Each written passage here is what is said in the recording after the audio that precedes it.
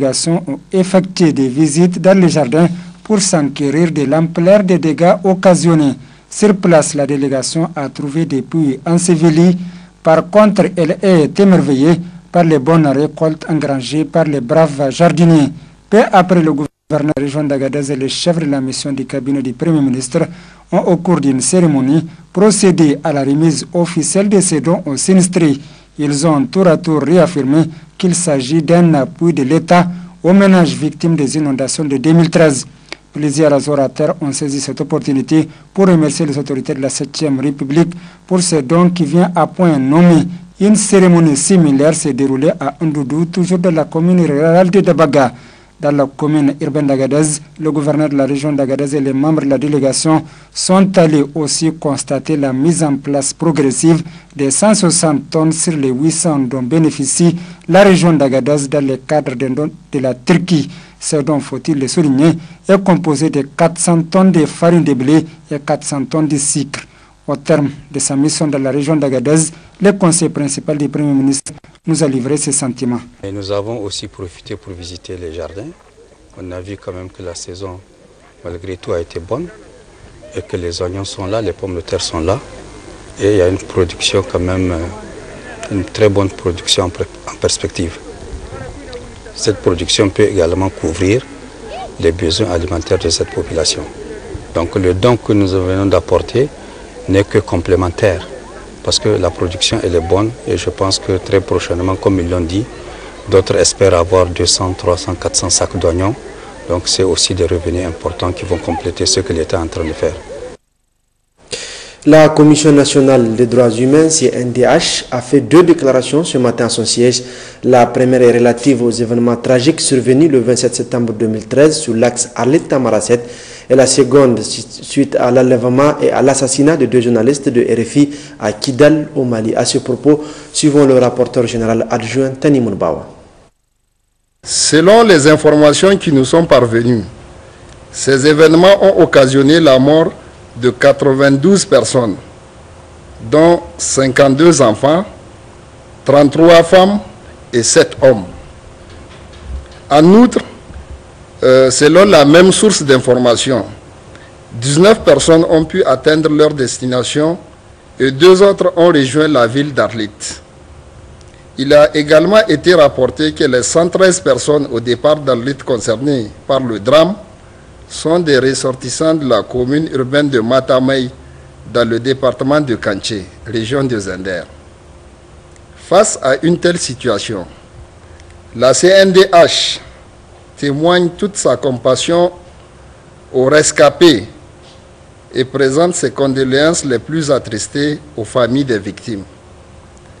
La CNDH exhorte les plus hautes autorités du pays à tout mettre en œuvre en vue de rechercher les personnes responsables de ces activités criminelles afin de les punir conformément à la loi. La CNDH rappelle aux potentiels candidats la nécessité d'utiliser les voies officielles pour voyager afin d'éviter les pièges des trafiquants et autres criminels assimilés.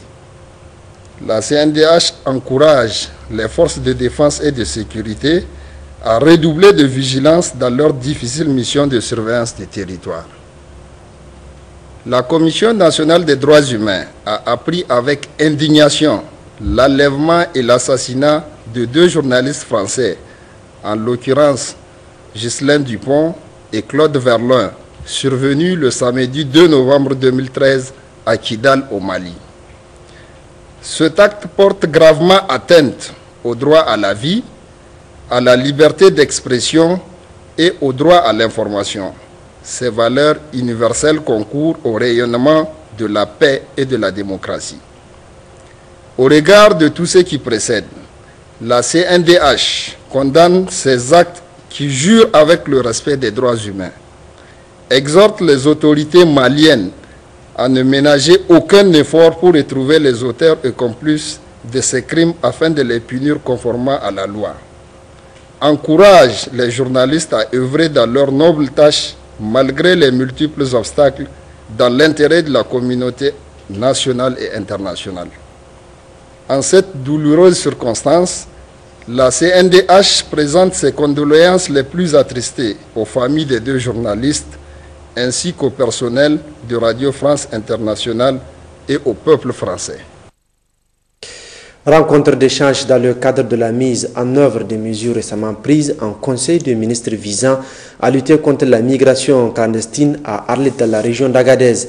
Le gouverneur de la région a, en marge de cette rencontre, effectué des visites inopinées au niveau de certaines concessions appelées ghettos d'Arlit et d'Akokan, tenant lieu de cases de passage au flux migratoire. Nassir Nakakale, Hachim Mohamed. Cette réunion a regroupé autour du gouverneur de la région d'Agadez, le colonel-major Garba Mekido, outre le préfet d'Arlit Sirfi Soumana, les maires de la commune urbaine d'Arlit Maouli Abdourahman, les responsables des FDS, tant au niveau régional que départemental, les acteurs de la société civile, les élus locaux et autres structures associatives. Cette conférence a pour objectif d'expliquer à la population d'Arlit, une ville située sur la transsaharienne empruntée par les flux migratoires en direction de l'Afrique du Nord, les bien fondés de ces mesures. Après le drame d'Intkekitan où 92 Nigériens ont trouvé la mort suite à la panne des véhicules les transportant en plein désert. En attendant les délibérations de la justice qui a en charge ce dossier, a précisé le colonel-major Garba Mekido, après l'introduction du préfet d'Arlit et des maires, chaque maillon de la société doit jouer pleinement son rôle pour que plus jamais cette tragédie ne se reproduise au Niger et dans la région d'Agadez en particulier. Aussi, pour éviter toute confusion, le gouverneur d'Agadez a de prime abord expliqué à l'assistance au regard de constats faits sur le terrain, en visitant les lieux de concentration de ces présumés immigrés et le recoupement des informations concordantes sur les activités qu'ils mènent une fois arrivés à destination. Il y a lieu de songer à une véritable traite des personnes, en témoin l'utilisation des enfants innocents par un trafic bien organisé dans l'entreprise de la mendicité et autres pratiques contraires à nos mœurs. C'est pour cela, devait marteler le colonel-major Garba Mekido, les dispositions de la loi seront appliquées à la lettre et à tous les niveaux de la chaîne. Les migrants, les logeurs des migrants, les transporteurs des migrants et l'administration qui doit veiller sur l'application de la loi et règlements, notamment les services de l'administration, la police nationale, la gendarmerie nationale, la garde nationale, la douane, les eaux et forêts, l'armée et la justice. Au nombre de ces mesures qui ne doivent souffrir d'aucune insuffisance, fermeture du ghetto d'Arlit, d'Agadez et du Kawara, a déclaré le gouverneur d'Agadez. À l'unanimité, tous ceux qui ont pris la parole à cette occasion ont encouragé ces décisions avant d'inviter les autres régions du Niger, point de départ de ces femmes et de ces enfants, de contribuer à arrêter cette hémorragie. Le procureur de la République de grande instance d'Arlit, M. Chegou Moulia, présent à cette rencontre, a expliqué le champ d'application de l'ordonnance qui s'applique à la traite des personnes qui précise que quiconque commet intentionnellement l'infraction de traite est puni d'un emprisonnement de 5 à 10 ans et d'une amende de 500 000 francs à 5 millions. Du reste, le procureur de la République a notifié au cours de cette réunion que 4 personnes accusées de cette pratique sont aux arrêts et l'instruction suit son cours pour citer les responsabilités à tous les niveaux. A noter toujours dans le même esprit qu'en marge de cette réunion, le gouverneur et sa délégation se sont rendus dans un quartier périphérique d'Arlit où ils ont constaté avec consternation la présence des femmes et des enfants en instance de départ pour cette mésaventure. Le gouverneur a instamment instruit la police de fermer ce ghetto. Il en est de même pour un autre découvert plus tard par le gouverneur et sa délégation à Akokan. La mission conjointe USAID, Programme alimentaire mondial PAM, se trouve depuis hier à Zender dans le cadre du renforcement de la résilience des communautés à travers des activités concourant à la lutte contre l'insécurité alimentaire. Une visite de terrain a conduit la mission dans le département de Taketa en vue d'apprécier les travaux à haute intensité de main-d'œuvre mis en œuvre par ses partenaires du Niger. Garba Maman Kabiru, Laoli Babali. Le Programme alimentaire mondial PAM et l'Agence américaine de développement international USAID, partenaires traditionnels au développement du Niger, œuvrent sans relâche au renforcement de la résilience communautaire à travers des appuis multiples et multiformes qui, un temps soit peu, cadrent parfaitement avec le programme de renaissance du Niger mis en œuvre par le président de la République, Youssouf Mamadou, pour centre d'intérêt, l'initiative 3N, les Nigériens nourrissent les Nigériens.